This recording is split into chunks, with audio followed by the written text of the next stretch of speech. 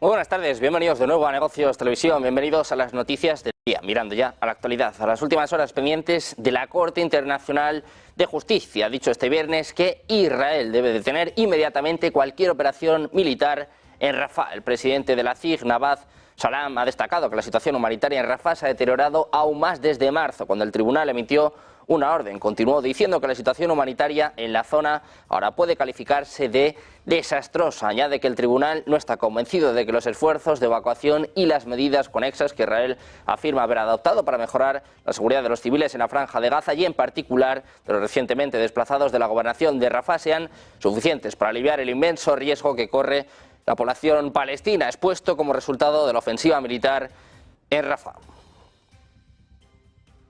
Pendientes precisamente de lo que sucede en Oriente Medio, miramos también al primer ministro israelí, Benjamin Netanyahu. A inicio de este viernes, una llamada telefónica con su gabinete para revisar posibles acciones y pasos adicionales, después de que la Corte Internacional de Justicia ordenara a Israel detener las operaciones militares en Rafah. Según su despacho, la reunión comenzó cerca de las 5 horas local, contando con los titulares de los Ministerios de Relaciones Exteriores, Asuntos Estratégicos, Justicia y Defensa, así como representantes del Consejo de Seguridad Nacional. El ministro de Seguridad Nacional, Itamar Ben-Gvir, mostró su rechazo a la decisión de la CIG, diciendo que la irrelevante orden del Tribunal Antisemita de La Haya solo debería tener una respuesta: la ocupación de Rafah, el aumento de la presión militar y la derrota total de Hamas, hasta que se logre la victoria completa en la guerra. El ministro israelí de Exteriores, Israel Katz, ha afirmado este viernes que ha dado órdenes para cortar la conexión entre la Embajada de España en Tel Aviv y los palestinos, así como restringir el consulado español en Jerusalén, prestar servicios a los palestinos. Katz ha añadido que el motivo de esta decisión es el reconocimiento de España al Estado palestino y el llamamiento antisemita de la vicepresidenta del gobierno español, Yolanda Díaz, quien ha subrayado esta semana un discurso con el eslogan pro-palestino desde el río hasta el mar. Miramos también, en este caso, a Josep Borrell, alto representante de Asuntos Exteriores de la Unión Europea. Ha comentado sobre el fallo de la Corte Internacional de Justicia de que Israel debe detener la ofensiva de Rafah en Gaza, afirmando que la Unión Europea tendrá que elegir entre el apoyo a las instituciones internacionales y el Estado de Derecho y nuestro apoyo a Israel. En un evento, Borrell dijo que la Unión Europea no ha podido encontrar una posición unificada sobre Israel. Añadió que tendrá que presionar para lograr un consenso antes de una reunión de la Unión Europea con altos diplomáticos de Arabia Saudita, Jordania, Egipto, los Emiratos Árabes Unidos y Qatar la próxima semana. Insistió en que no existe una solución militar a la crisis de Oriente Medio y que una solución política requiere el compromiso de la comunidad internacional, incluida la Unión Europea.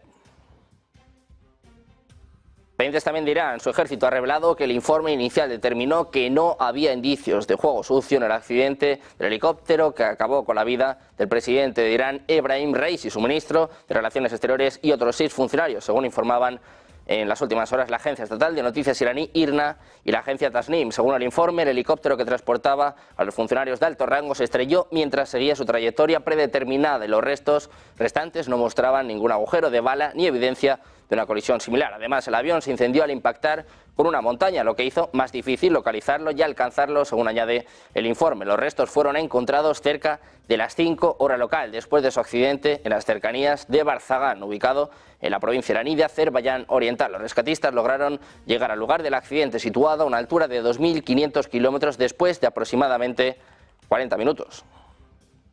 Hablamos también del Mar Rojo. Los hutíes de Yemen, respaldados por Irán, han reivindicado este viernes 3 ataques contra buques que navegaban en los mares Rojo, Arábigo y Mediterráneo, acciones con las que el grupo expandió su ofensiva contra buques que considera aliados de Israel. El portavoz militar de los hutíes, Yahya Saree, ha afirmado hoy ante una multitudinaria concentración en Sanaa que las Fuerzas Armadas de Yemen llevaron a cabo 3 operaciones específicas en 3 buques a lo largo de la última semana. La primera operación, dice, fue con varios misiles balísticos y tuvo como objetivo el barco MSC Alexandra, que salió a finales de abril del puerto español de Valencia con bandera de Panamá, cuando navegaba por el mar Arábigo con destino a Abu Dhabi. Si bien Sarea no detalló si los misiles alcanzaron o no el barco. Según el portavoz militar, la segunda operación fue una acción conjunta entre las fuerzas navales y aéreas hutíes dirigidas contra el barco Yanis de la compañía marítima griega de Eastern Mediterranean Maritime, cuando cruzaba el Mar Rojo, donde recibió un impacto certero. Este ataque fue una represalia contra la citada compañía marítima, porque según Sarea,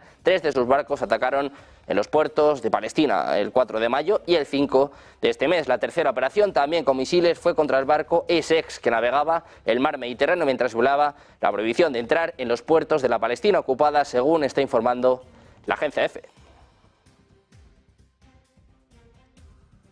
Miramos también a China. Sus autoridades han acusado este viernes al presidente taiwanés, Lai Ching-te, de jugar con fuego y empujar a la isla a la guerra con sus declaraciones que cuestionan el principio de una sola China por el que se rige el país, cuyo gobierno considera a Taiwán una provincia más bajo su soberanía. Dice que a esto se le llama jugar con fuego y aquellos que juegan con fuego terminan quemándose, es lo que aseveraba el portavoz del Ministerio de Defensa chino, Gu Qian, en el marco de la segunda jornada de maniobras militares puestas en marcha cerca de la isla, en respuesta a los comentarios independentistas realizados por Lai tras jurar su cargo. Gu ha señalado que desde que juró el cargo, el líder de la región de Taiwán ha estado cuestionando seriamente este principio, lo que empuja a los compatriotas taiwaneses a una situación peligrosa y los expone al peligro de una guerra, según está apuntando un comunicado del ministerio.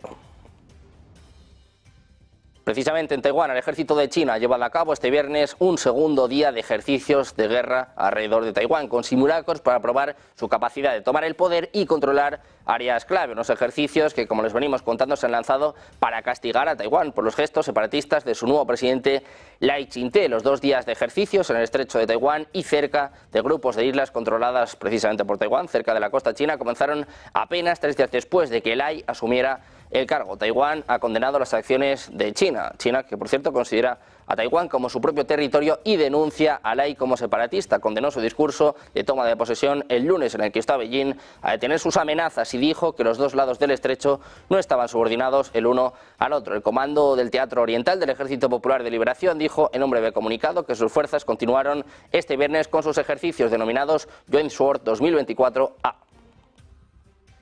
Hablamos también de Corea del Norte, y es que el Estado Mayor Conjunto de Corea del Sur ha dicho este viernes que el ejército detectó señales de que Corea del Norte se está preparando para lanzar su segundo satélite de esterilización. La agencia de noticias surcoreana Yonhap informó que un funcionario del JCS dijo que se había detectado actividad en el área de Tongchang-ri. Las autoridades de inteligencia de Corea del Sur y Estados Unidos están monitoreando y rastreando de cerca las actividades relacionadas, según añadió el funcionario de Corea del Norte, que prometió además enviar 3 satélites espías más a órbita este año, después de su primer lanzamiento exitoso en noviembre.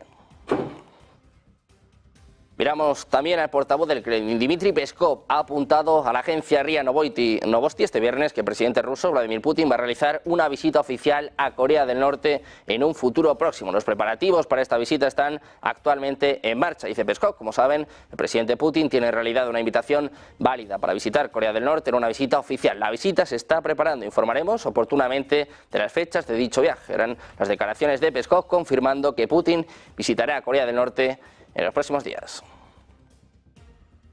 Pendientes también de la OTAN, Finlandia y Letonia están abiertos a la idea de realizar ejercicios con armas nucleares o incluso estacionar armas nucleares tácticas en sus territorios como medida disuasoria frente a Rusia. Es lo que apuntan este viernes los primeros ministros de ambos países en una rueda de prensa en la capital letona. Dice Orpo, el primer ministro finlandés, que está claro que las armas nucleares forman parte de la disuasión de la OTAN y por eso participaremos en las prácticas y entendemos muy bien que quizás sea la parte más importante de la disuasión de la OTAN. Son declaraciones del primer ministro finlandés a EFE a ser preguntado si Finlandia debatirá la cuestión de las armas nucleares tácticas de la OTAN en la cumbre de la Alianza de julio en Washington. Orpo no dio más detalles sobre lo que entendía por prácticas, es decir, si Finlandia, con la frontera más larga de la alianza con Rusia, realizará ejercicios de la OTAN con armas nucleares, y agregó que su país estará representado por su presidente Alexander Stubb en la cumbre de julio.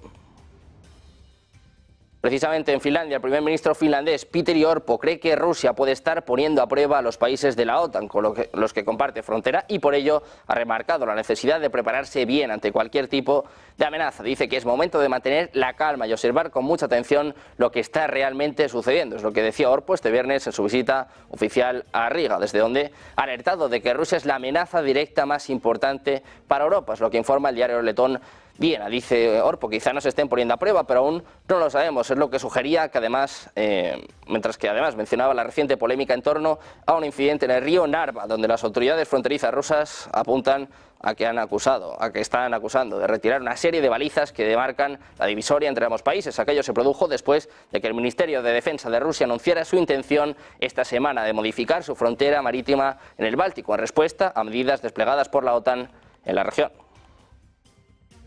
Precisamente sobre esta cuestión, sobre la polémica entre Rusia y Estonia, se ha manifestado el secretario general de la OTAN, Jens Stoltenberg. Ha expresado este viernes la solidaridad de la alianza con Estonia, dice, contra cualquier amenaza a su soberanía. El político noruego habló en ese sentido después de que el jueves Estonia denunciara un incidente fronterizo con Rusia en el río Narva, tras retirar guardias rusos en la madrugada unas 24 boyas de señalización del lado estonio. Decía Stoltenberg: hablé con la primera ministra de Estonia, Kaja Kallas. La OTAN se solidariza con nuestro aliado Estonia contra cualquier amenaza a su soberanía. Es lo que escribía en su perfil de la red social X. En una rueda de prensa en Tallinn este jueves, la primera ministra de Estonia, Kaja Kallas, calificó las retiradas de las balizas de incidente fronterizo, cuyas circunstancias exactas se están aclarando. Hablamos también de Alemania. Ha entregado un nuevo lote de asistencia militar a Ucrania, que incluye proyectiles de artillería, tanques Leopard y ametralladoras, drones, rifles y municiones. La lista de asistencia militar prevista o en proceso de transferencia incluye 3 sistemas HIMARS. Recientemente, el canciller alemán, Olaf Scholz, tras una reunión con los jefes del gobierno de los países nórdicos, afirmó que Ucrania seguirá recibiendo apoyo por parte de Alemania. El vicecanciller y ministro de Economía alemán, Robert Habeck, cree que el gobierno alemán debería hacer más para apoyar a Ucrania en su lucha contra Rusia. Pendientes de Alemania, hablamos también de Polonia. En medio del conflicto que sigue teniendo lugar en Ucrania, las autoridades de Polonia y Grecia han pedido a la Unión Europea que cree un escudo de defensa aérea especial para los países europeos. Dice que Europa está segura, mientras que los cielos sobre ella sean seguros. Es lo que apuntaba el primer ministro polaco Donald Tusk y su homólogo griego Kyriakos Mitsotakis en una carta conjunta a la presidenta de la Comisión Europea, Ursula von der Leyen. Según los autores de esta iniciativa, un escudo de defensa aérea de este tipo debería ser un proyecto que responda a las principales vulnerabilidades de la seguridad europea. Tusk y Mitsotakis quieren presentar su propuesta en la próxima cumbre de los Estados miembros de la Unión Europea en junio. Miramos también a Hungría. La Unión Europea y la OTAN están preparando la entrada de Europa en la guerra de Ucrania. Es lo que asegura este viernes el primer ministro húngaro, Viktor Orbán, que defiende un acuerdo de paz con Moscú. Dice que lo que sucede hoy en Bruselas y en Washington es un tipo de preparación de la atmósfera para un eventual conflicto armado directo. Añade que podríamos decir que es la preparación de la entrada de Europa en la guerra. Es lo que afirmaba Orbán en declaraciones a la radio pública Kossuth. Añade que tanto la OTAN como la Unión Europea han subrayado, eso sí, que no buscan la confrontación con Rusia, pero Orbán dijo que el presidente francés Emmanuel Macron ha asegurado que no se puede hacer que Rusia gane la guerra, mientras que Polonia trata de derribar con su propio armamento misiles rusos que atacan también infraestructuras civiles en Ucrania.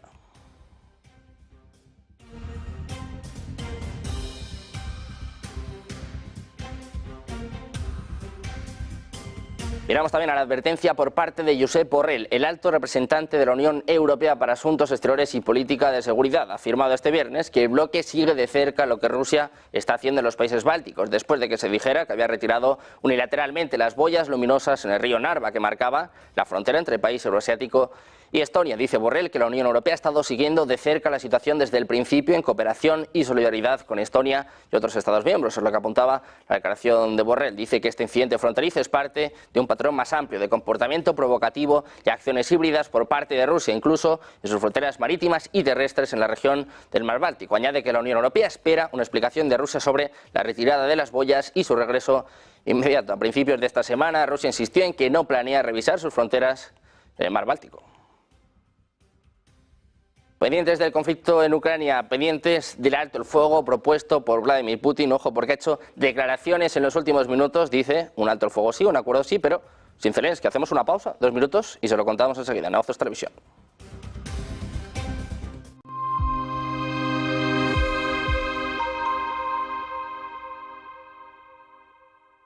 El arranque de 2024 está siendo en general positivo en el plano macroeconómico.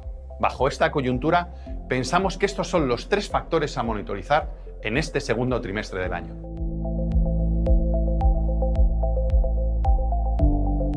En primer lugar, los principales indicadores macroeconómicos han aguantado mejor de lo previsto y ahora apuntan a que el desenlace más probable para este año ya no es una recesión cíclica, sino un aterrizaje suave, aunque los riesgos de recesión podrían resurgir en 2025.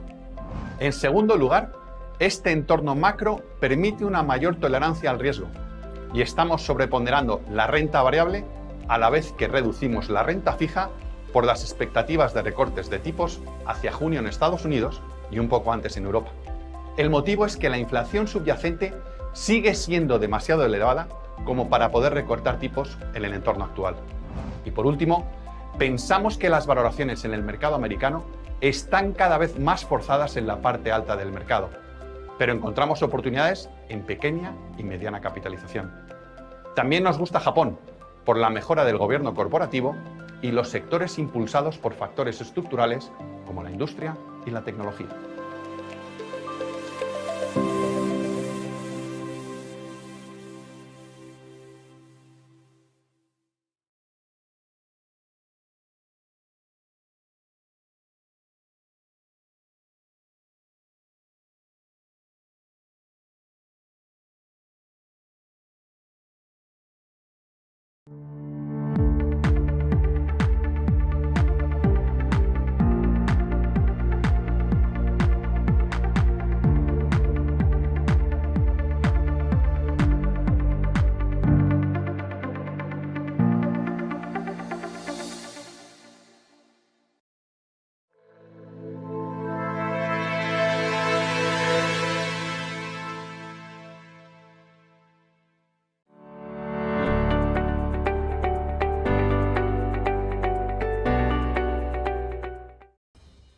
Ya de vuelta en Negocios Televisión, pendientes de la última hora. De la actualidad, miramos al presidente ruso, Vladimir Putin. Se ha mostrado este viernes abierto a un alto el fuego, abierto a reanudar las negociaciones con Ucrania, aunque eso sí, ha expresado sus dudas sobre la legitimidad de su homólogo ucraniano Volodymyr Zelensky, cuyo mandato expiró el pasado 20 de mayo. El presidente ruso, Vladimir Putin, ha afirmado este viernes que es necesario reanudar las conversaciones de paz en Ucrania, pero que Rusia solo tratará con líderes legítimos de Kiev. Putin también ha declarado en una rueda de prensa durante una visita a Bielorrusia que las conversaciones deben reflejar las realidades actuales sobre el terreno, hablando de los 4 territorios ya conseguidos por parte de Rusia, hablando por ejemplo de Lugansk o de Zaporilla. Añade que Rusia ha puesto en duda la legitimidad del presidente ucraniano Volodymyr Zelensky después de que Kiev dijera que no celebraría elecciones presidenciales este año debido a la guerra con Rusia, que ya ha entrado en su tercer año.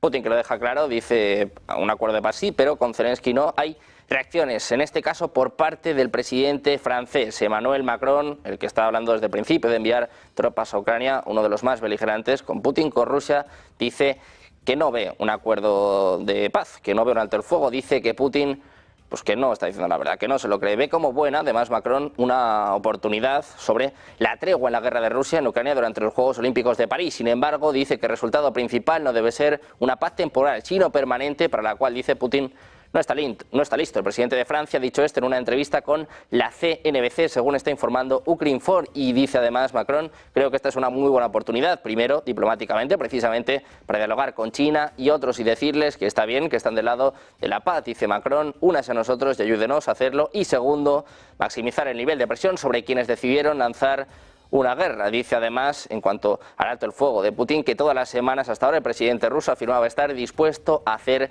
la paz. Preguntado por el periodista sobre el rechazo de Putin a la tregua, el presidente francés explicó que ese no era el objetivo principal. Dice Macron que la tregua no es el final del juego para mí, la paz sostenible es el final del juego. Ha expresado además y ha explicado que Putin es quien decidió lanzar esta guerra y no está dispuesto a hacer la paz. Como les contábamos, Putin tiende la mano, habla de un alto el fuego, eso sí, con las condiciones actuales. Macron no se lo cree, dice que no está dispuesto a hacer la paz.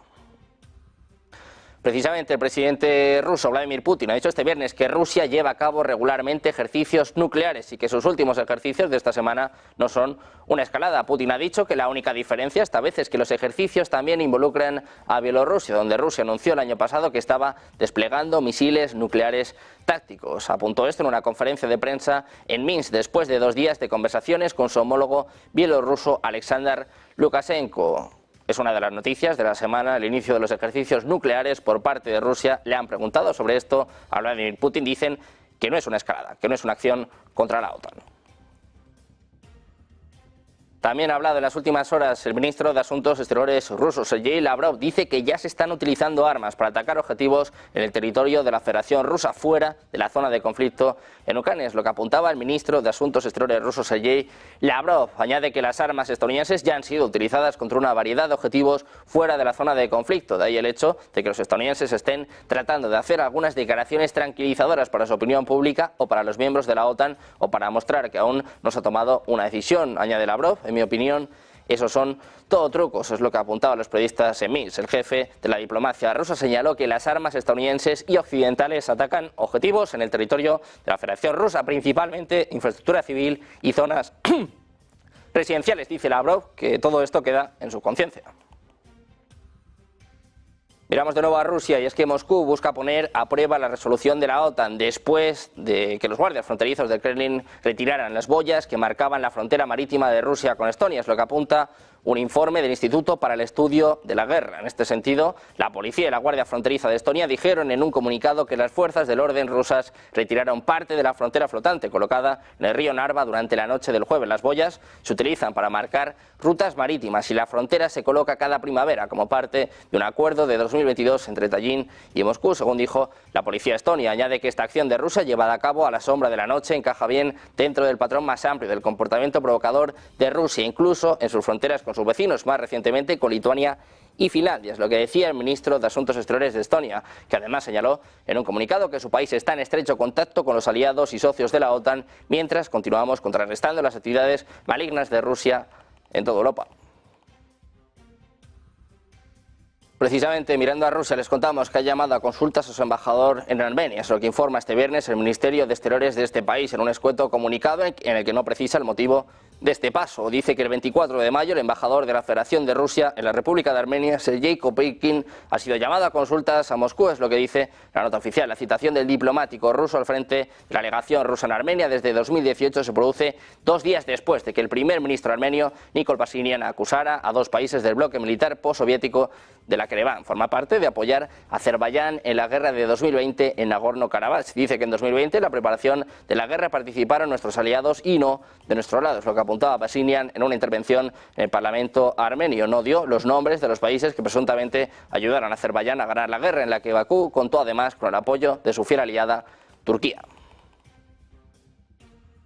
Miramos también a Ucrania, que utilizó misiles de largo alcance suministrados por Estados Unidos en un ataque contra el complejo militar ruso en Crimea. Es lo que informa este viernes el Wall Street Journal, citando a un funcionario de defensa ucraniano. Ucrania atacó el jueves por la noche un complejo militar ruso en Crimea con misiles de largo alcance proporcionados por Estados Unidos, el último de una creciente serie de ataques destinados a frenar la maquinaria de guerra rusa. El ataque con misiles alcanzó un centro de comunicaciones de las fuerzas de defensa aéreas rusas en la ciudad de Alusta, según un funcionario de defensa ucraniano. Los canales de redes sociales de Crimea informaron de varias explosiones en la ciudad costera y un vídeo mostraba una gran explosión, pero no se pudo establecer de inmediato la magnitud de los daños. Precisamente en Ucrania, el presidente ucraniano Volodymyr Zelensky ha pedido en su discurso a la nación de anoche a los países occidentales que le envíen ayuda militar que le permitan atacar infraestructuras situadas dentro de la Federación Rusa, desde la que el ejército ruso golpea territorio ucraniano. Zelensky condenó los ataques rusos con misiles y bombas aéreas guiadas del jueves contra la región fronteriza de Kharkov, que mataron a 7 civiles y fueron lanzados desde el territorio ruso. Los achacó al déficit en defensas aéreas que sufre Ucrania y a la prohibición de golpear territorio enemigo con su armamento, que siguen imponiendo la mayoría de aliados de Kiev. Ataques como los de ayer, dijo el presidente ucraniano, solo son posibles porque Ucrania aún tiene restricciones para defenderse, lo que afirmó Zelensky, que lamentó que ese ejército siga sin poder destruir las lanzaderas de misiles con que Rusia ataque a Ucrania desde el otro lado de la frontera debido a estas restricciones y a la falta de misiles de largo alcance. Corea del Sur y Japón anunciaron este viernes una serie de sanciones aplicadas a individuos, organizaciones y barcos relacionados con la supuesta adquisición de armas por parte de Rusia a Corea del Norte, en violación de las resoluciones del Consejo de Seguridad de la ONU. El Ministerio de Asuntos Exteriores de Seúl dijo que se habían impuesto sanciones a 7 individuos norcoreanos y 2 barcos rusos por el comercio de armas y otras actividades entre Pyongyang y Moscú. Los buques rusos llevaban una gran cantidad de contenedores entre Rusia y Corea del Norte que transportaban suministros militares en una clara violación de las resoluciones del Consejo de Seguridad de las Naciones Unidas. Es lo que apuntaba el Ministerio En un comunicado, Estados Unidos y Corea del Sur han acusado a Corea del Norte de transferir armas para utilizarlas en su guerra en Ucrania. Moscú y Pyongyang han negado las acusaciones, pero el año pasado prometieron profundizar las relaciones militares. Hablamos también de los BRICS. Los países de África consideran al grupo BRICS una plataforma para conseguir la soberanía real en los ámbitos económico, financiero y tecnológico. Es lo que está sosteniendo la directora del Instituto de África para la Academia de Ciencias de Rusia, Irina Abramova. Dice que África ve a los BRICS como una plataforma para alcanzar su soberanía real y no de modo formal. Es lo que decía Abramova al margen del Foro Académico BRICS 2024 que acoge Moscú del 22 al 24 de mayo. En el evento participan investigadores de Brasil, Rusia, India, China, Sudáfrica, Egipto, Emiratos Árabes Unidos, Etiopía e Irán. También asisten expertos invitados de Argelia, Canadá y Estados Unidos. Abramova remarcó que las naciones de África ven a los BRICS como una plataforma alternativa y la opción de desarrollarse sin depender de Occidente, que mantiene su actitud colonialista en relación con los países del continente. El grupo BRICS, subrayó, es una alternativa en todos los sentidos, en economía, finanzas y tecnología. Hablamos también de Japón, y es que la inflación subyacente se ha desacelerado por segundo mes consecutivo en abril, probablemente indicando que el Banco de Japón será paciente a la hora de subir las tasas de interés, mientras el consumo sigue siendo frágil. Si bien la inflación se mantiene cómodamente por encima del objetivo del 2% del Banco Central, las autoridades están interesadas en ver que el impulso de precios de Japón lleva el sello de una demanda interna sostenible. El índice de precios al consumidor básico a nivel nacional, que excluye los alimentos frescos, aumentó un 2,2% interanual, después de ganar un 2,6% en marzo, según mostraron los datos del gobierno del viernes. Coincidió con la mediana de las previsiones del mercado. Hablamos también de declaraciones por parte de la secretaria del Tesoro de Estados Unidos, Janet Yellen. Hablaba sobre Rusia, hablaba de la política de precios que sigue restringiendo los ingresos de Rusia y ayuda a mantener estables los mercados energéticos mundiales. Dice Yellen que restringir el acceso a la tecnología a Rusia y las sanciones están acumulando debilidades estructurales en la economía rusa, pero hay que tomar más acciones. Por ejemplo, habla en los suministros de semiconductores. Escuchamos ya a Janet Yellen. Turning to ongoing conflicts. As we meet this week, our price cap policy continues to restrict Russian revenues while helping keep global energy markets stable. We've imposed coordinated sanctions to further diminish Russia's revenues and restrict its access to technology and material, with the United States sanctioning nearly 300 individuals and entities just this month. As Putin spends more on his senseless war and draws resources away from other productive sectors, structural weaknesses are building up in the Russian economy. But so long as Putin continues to wage war, more action is needed. The U.S. will continue to press firms and financial institutions in China and other countries to cease their support for Russia's military-industrial base, such as through supplying key inputs like optics and semiconductors. Pendientes, como ven, de la actualidad económica, geopolítica, también de traerles el mejor análisis. Hacemos una pausa, nada, un par de minutos, y enseguida vuelve el análisis, enseguida los expertos, enseguida tenemos con nosotros a Ignacio García Valdecasas. Una pausa y enseguida estamos de vuelta en Negocios Televisión.